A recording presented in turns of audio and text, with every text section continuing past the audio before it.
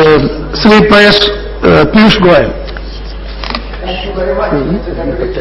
I am grateful to you for giving me this opportunity to speak about the State Bank of India's Subsidiary Banks Laws Amendment Bill 2011.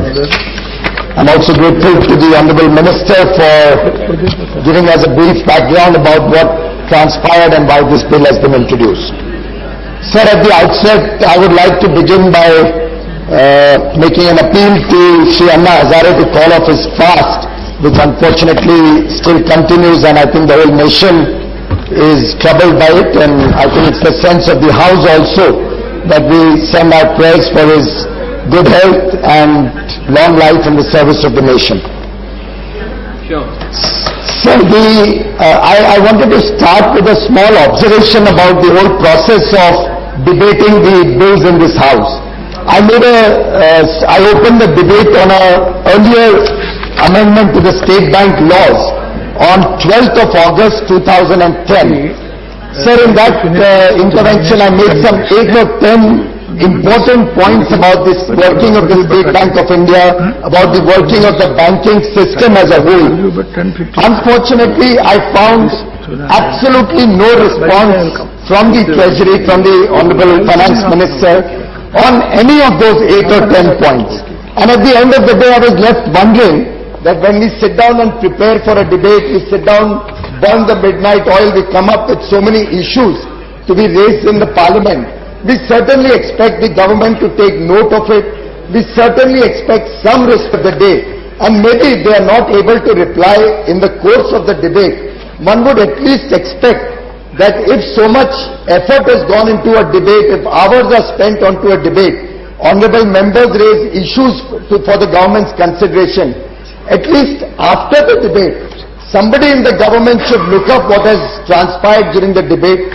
Somebody in the government should address some of those issues, and maybe an action taken report can be submitted, or at least the member can be called and the points discussed with him which are raised. Otherwise, I've spent 2 days now preparing for today's debate. I have a number of points to raise, and I'm left wondering whether at the end of the debate, the bills are always passed as they are moved. We don't literally get into every dot and comma of the bill. But at the end of the day, all the effort, all the dialogue, all the discussion doesn't lead to any improvement in the whole system. And I would urge the government, and I would urge the government through the Honourable Chair, to consider a process by which debates in the House, when they cannot be addressed completely in the response of the Minister, are at least studied back home in the department, in the ministry, and some sort of action is taken, or at least we are advised where we are wrong when we raise a certain issue. So it's just a humble submission. I hope the government would take note of it. Sir, I was looking at the background of this bill. Obviously, it's a very simple bill. I mean, in a manner of speaking, when my leaders told me you have to speak on it and I read it, I said it's only an enabling bill consequent to the purchase of the shares of Reserve Bank of India and State Bank of India by the central government. And really it's only a simple bill which allows for all the powers of Reserve Bank to be transferred to the central government, the powers of approval of various laws. So, but when I sat down and I read and got into more detail of the bill, I found there are many issues which can be deliberated with on this subject. Of course, this bill was approved in 2009 itself, and it has taken 2 years from September 2009 when it was introduced to now for this bill to come up for hopefully finally passing and then go to the President. And I was just looking at the original act by which the State Bank of India was formed, sir. So the State Bank of India came into being out of a committee report that was set up in 1951. The Reserve Bank set up a committee of directors to study the existing banking system. That committee submitted a report on 28th December 1954. 28th December 1954 that the State Bank of India should come into being by amalgamation of certain banks. Sir, on the 8th May 1955, the bill was passed by both houses, it was ratified by the President of India, and State Bank of India came into being. So from 28th December to 8th May, that's 4 months and 14 days. In 4 months and 14 days, the entire State Bank of India was created. And it takes this government more than 2 years or nearly 2 years to come out with a bill, get it approved by the standing committee, get it approved by Lok Sabha and bring it for our approval. 1 year and 11 months have passed just for an enabling provision which should have taken probably a month or two at best. So I would urge the government to think in terms of simplifying the whole process and also in terms of reducing the laws so that the important time of the House, the time that we get to debate issues of much more importance are given time rather than just enabling provisions being taken up. And then what happens? Then members like us or parties take the opportunity of the bill to raise all sorts of other issues which I am also going to do, because otherwise we don't have time to debate issues of national interest. So instead of having so many laws, maybe a good idea if this government addressed the issue of reducing the laws, reducing the excessive control that they want to exercise on the banking system, and then we can have debates more on the overall working of the banking system. However, now that the ownership of State Bank of India has transferred to the central government from RBI, of course that also took 7 years since the time that Narasimhan committee originally recommended. But in any case it has happened, and then consequentially certain amendments were required to be made. So from 2007, when they were required to be made, we are in 2011, which means that technically the regulations of the subsidiary banks and the other laws that are framed in relation to the subsidiary banks, technically all of them stand without approval as on today. We have given to understand that the State Bank of India sent the regulations under Section 63 to the Reserve Bank of India for their approval and got back a reply saying that since the amendment is under consideration of Parliament, we cannot approve it. I wonder, is that how the government works? Suppose there is a bill under consideration and knowing the track record it can take years. I thought the existing laws prevail till such time as the new law is passed. In which case, why did the Reserve Bank of India not approve those regulations and let the banks working continue in an orderly fashion? I would urge the government to spell out clearly to its various arms that till a law is amended, the existing law continues and that they are supposed to function under the existing laws rather than leave things pending for future consideration after the law is amended. Sir, I at the outset would like to state that the basic premise of this bill, that since the ownership has transferred to the central government, all functions should transfer to the central government for approval, should be reconsidered by this government, because all they are doing is adding one more tier to the whole approval process. So originally we had the Reserve Bank of India giving all the approvals in consultation with the State Bank of India in respect of the subsidiaries. Now with the ownership being transferred, but Reserve Bank continuing to be a regulator, now they have stipulated the subsidiary will pass something, it will go for State Bank approval or recommendation in different sections. From there it will go to the Reserve Bank of India, either for their approval or recommendation, different clauses have different prescription, and then everything has to go to the central government. I fail to understand what is this necessity of the government for excessive control. Why do they want everything to come to the central government? The logic they have used is the ownership is with the central government. But that is the ownership of the holding company.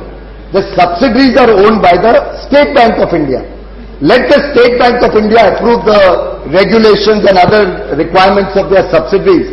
Let them function under the control and supervision of the State Bank Board. Why should they be required to go to central government for everything? At best, as a regulator, Reserve Bank can continue to regulate. But don't take excessive powers, don't increase the paperwork. As it is, you are short-staffed, things remain pending for years and years together, important decisions are not taken, riff-raff and reports and reports and reports keep going up and up the ladder, so you have every officer just pushing the file from the subsidiary to the state bank to Reserve Bank, come back to state bank goes to the central government for the final approval. Please, sir, reduce the entire system of approvals, make it simple, make it competitive. These are commercial banks. They have to compete in the world stage with international banks, with private sector banks. Don't make their operation as cumbersome as it is envisaged to be. For example, a MD of State Bank of Hyderabad has to be appointed now. The State Bank will deliberate in their management committee. It will get approved by the board of State Bank. They will write to Reserve Bank. They will consider it and recommend it. Then it will go to the central government, and the whole process takes a long period of time. Another point which is even more important and worrisome, sir, is the power to remove directors or the power to remove the managing director, and even more so the power to supersede the board of directors. Sir, I believe the central government has no reason to interfere in the working of commercial banks. The regulator has to regulate that the bank is working in a good and orderly fashion. If at all they have to be removed, it should be by a decision of the regulator, it should be a decision of Reserve Bank of India. And I do not think it should go to the central government for their approval. It will only lead to political interference in the working of the subsidiaries. It will only lead to excessive control of bureaucrats on the working of the banking system, and especially the power for removal should be removed from the central government. Even if they wish to keep the power of appointment, it's still okay. But removal should be out of the political process. It should be left to the regulators themselves. I think, sir, when there is an appointment to a bank chairman or a bank executive director under the Banking Regulation Act 1959, it does not require the process to be as cumbersome. The central government prepares a pool. It selects, a search committee comes out with some names. Interview committee sits down where a DG of Reserve Bank is a member, and they approve the appointment and central government appoints it. If at all central government wants to keep this power, then the state bank subsidiaries do a similar process. Why do you want to have state bank in the picture first, then RBI? Let there be a search committee. Let one representative of state bank be there. Already the DG of RBI is a member of the state bank board. Either let the state bank board itself approve it. Indirectly the Reserve Bank, if they have any issues, the DG on the board can handle that. And simplify the whole process. In this age of liberalization, I certainly think a little bit more autonomy in the whole system merits consideration. Sir, they have added, as the Honorable Minister just mentioned, based on the recommendation of the Standing Committee, they have added two issues. One is the public issue, should include the rights issue also. I have absolutely no problem. I was in that committee and I was very happy that they accepted our recommendation. But in the earlier State Bank Amendment Act, they have already provided that private placement and preferential allotment of shares of State Bank and its subsidiaries can be done by the government. Now, I'm sure my esteemed colleagues from the left should be even more concerned than me. I am a votary of liberalization, and I rather believe everything should be liberalized even more. But I'm very scared about this provision. In the normal course, what was mentioned by the government was, it's only an enabling provision in the event of an exigency or urgency. Sir, the government of India does not need enabling provisions in the event of an emergency or an exigency. The Reserve Bank, the government can take any action required when the situation so warrants.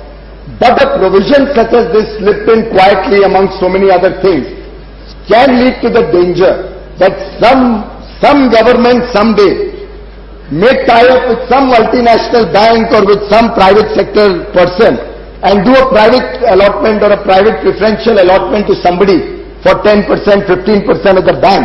And that could lead to very dangerous portents for the banks like State Bank and public sector banks. So I urge the government to reconsider this clause of private placement and preferential allotment being permitted, especially in public sector banks or public sector undertakings. Sir, there is one new section, Section 63, which has been introduced. The government has magnanimously accepted to change the marginal heading of that section. I have read that section about 8 or 10 times since yesterday, sir, because I find there seems to be an inadvertent error that has crept in, and it's an error which either they have to amend or they may have to withdraw this bill, because they will have to get it once again approved from the Lok Sabha. This error, sir, I would urge the Honourable Minister to go to the last page of the bill, page number 6, and he has his official there. I would urge him also to read it carefully, because I think you made a big goof up on this. I don't know how we missed it in the standing committee. Sir, these are the powers of subsidiary banks to make regulations. They have added a section ZE. Sir, I urge you the first line of page 6, ZE, in which it says, the person or persons in the state bank by whom any powers, duties or functions conferred, imposed or entrusted on or to the state bank under this act may be exercised or performed. I can't understand how this has crept in. How can a subsidiary of State Bank of India make regulations as to which officer, and after deciding which officer, how he will perform the duties of the parent bank? So you are now giving a power to a subsidiary of State Bank of India to make a regulation which will imply that they will decide the person or persons in the parent bank, in the State Bank of India. It's an anomaly. Actually, this bill needs to be withdrawn right away without further discussion, because this is it's a mistake. It has crept in somewhere in the Law Department or the Finance Ministry. How a subsidiary bank will make a regulation to decide who the parent bank is going to nominate as the person or persons by whom the parent bank's powers, duties or functions which are conferred, imposed or entrusted on the state bank are going to be exercised or performed. Sir, I urge the Honourable Finance Minister to get somebody from the Law Department to quickly study this. My esteemed colleague in an earlier debate mentioned that he's not a great lawyer like the earlier minister was, but he studied law. I have also, sir, studied law. I don't practice law, but I think this is some big goof up that's happened which needs to be addressed. Sir, the SBI's working has been on decline for the last 3 years. I have all the statistics. For want of time, I will not get into the details of the statistics. But unfortunately, I believe this government, in the excuse of the 2008-2009 crisis, has omitted to see that the crisis is now long over. We have already reached the next crisis after that. But during the intervening period, the working of the State Bank and its subsidiaries seem to be going down. And it is obvious the CAR has fallen, the deposits and advances growth is at a snail's pace, lower than the industry average. Business per employee has grown marginally by 10% last year. Profit per employee has fallen from 4.7 lakhs 2 years ago to 3.8 lakhs in the last year. The return on assets, which was 1.04% in 8-9, in the so-called year of crisis, the global meltdown, in 10-11 is 0.71%, sir. So after the government introduced more capital, actually the working has declined. The net NPA ratio marginally improved, but that's because of higher provisioning. And as you have, I think everybody in the House must have seen the workings of the State Bank in the last 2 quarters. There's been a significant drop in both the quarters, sir, compared to the corresponding period last year. Of course, when I checked with the State Bank officials on their website, they have tried to suggest that there was additional provision of 7,000 crores for pensions. There was a teaser loan scheme which had to be abandoned and 500 crores had to be provided for that. So there were certain mitigating circumstances for the lower loss. No name of But the impression in the market, not possible. the impression, sir, in the financial world is, Please conclude. no, I can't. I have to finish this, sir. I have prepared myself for this. That is correct. But Sir, I spoke to Rajya, already 18 minutes. Honorable Minister. I said I'm going to take my 30 minutes. No, your 18 minutes हो गया. Now please conclude. Sir, the bank. We have to finish it today. That's Sir, why. the impression in the banks is that every new chairman who comes, That's why every new chairman of the bank finish. who comes, Support me. for the first 2-3 quarters will report losses, will try to clean up the mess. So is it true that an old chairman leaves behind a mess and a new chairman tries to clear up his old mess so that he can get a clean slate to start working on? I am not casting any aspersions on anybody, but this is a system. If you go into statistics of 20 PSU banks and state bank, you will find has happened very often, not always. Yes. I suggest that we should have a special audit by RBI during the last 6 months of a retiring chairman so that such things can come to light. Obviously, sir, Basel III is around the corner. Tier 1 capital has to go up. Sir, another 7 minutes. No, we want to finish it today. But Please I cooperate. requested Rajiv that I am going to take my time. You have to request the chair. No point in that. No, when they were deciding a time. No, Sir, please. let me finish. We want to finish it today. Please I think cooperate. it's important Please that the state cooperate. bank's workings is given due consideration. Sir, I am on a larger issue which I want to address to the chair, through the chair to the Honorable Minister, is about the amalgamation or restructuring of the rest of the 5 subsidiaries of State Bank of India. We were assured long back that all the subsidiaries will be merged. Only 2 have been merged so far. There are 5 associate banks which have yet to be merged. The government conveniently says, we don't give directions in the matter. It is left to the bank board to decide. Sir, I think it is important that the rest of the banks also merge with State Bank of India, and the government, normally the government urges and prods the bank on what to do. It's not a question of they have left it to the bank's discretion. I would urge the government to study why they cannot merge the rest of the 5 banks in the near future, which will bring in a lot of operational efficiency and cost saving. So one last and a larger issue which this government needs to address is about bank consolidation as a whole. After so many years, India's largest commercial bank, State Bank of India, is only the 62nd bank in the world ranking. It is time we started competing with world banks on an international arena. We must look at consolidation of Indian banks.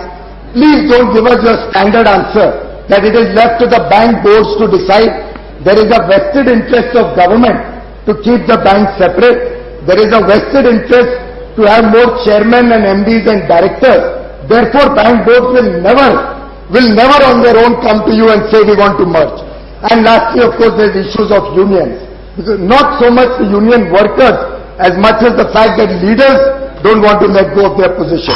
So I would urge the government to kindly look at bank consolidation in a serious fashion. Don't leave it to bank boards. We need 8 or 10 strong banks which can compete in the international arena, and the government should take proactive steps. Yes. For the merger and consolidation of all the banks in the system. There are at least 8 or 10 PSU banks which are smaller than the subsidiaries of State Bank of India. I don't see any reason for their existence. I don't see any reason for administrative cost spiraling, duplication of bank branches, and with all of that, there's still no financial inclusion in large parts of the country. So maybe larger banks with more wherewithal, with more power, would be able to reach out to the rural and unbanked sectors much better. And sir, lastly, on one point, I want to make an observation. We have been hearing that the government and the telecom department is considering converting the post offices into a bank. I believe there is talk that they may make a bank out of the 1 lakh post office branches. I believe that will be counterproductive. They must do it. It's very important that post offices become instruments of financial inclusion and reach in the rural areas. But sir, use the existing banking system. You have State Bank, you have 20 PSU banks. Those 1 lakh branches, 1 lakh post offices, give them to the 20 PSU banks let them administer them. They will do a far better job of maintaining the interests of the depositors. They will use that money for social good. Today banks don't have leverage to invest in infrastructure projects, in power, in roads. They've all reached their nose. They don't have more capital. So please convert the savings in post offices for funding of infrastructure through the existing banking channel. Don't create another bank. It will only duplicate the effort, and tomorrow you may have a problem like Unit Trust of India on your hand with huge losses of the government. Yes, Sir, just one last point. How many lakhs? Sir, it's very important that if this government wants to really do financial inclusion, giving new bank licenses to the private sector is not the solution, because none of them reaches out to the rural areas. They only stick to metros and cities. They may give licenses, I don't mind, but the important thing is how they will reach the rural areas, how financial inclusion will reach the poorer sections of society.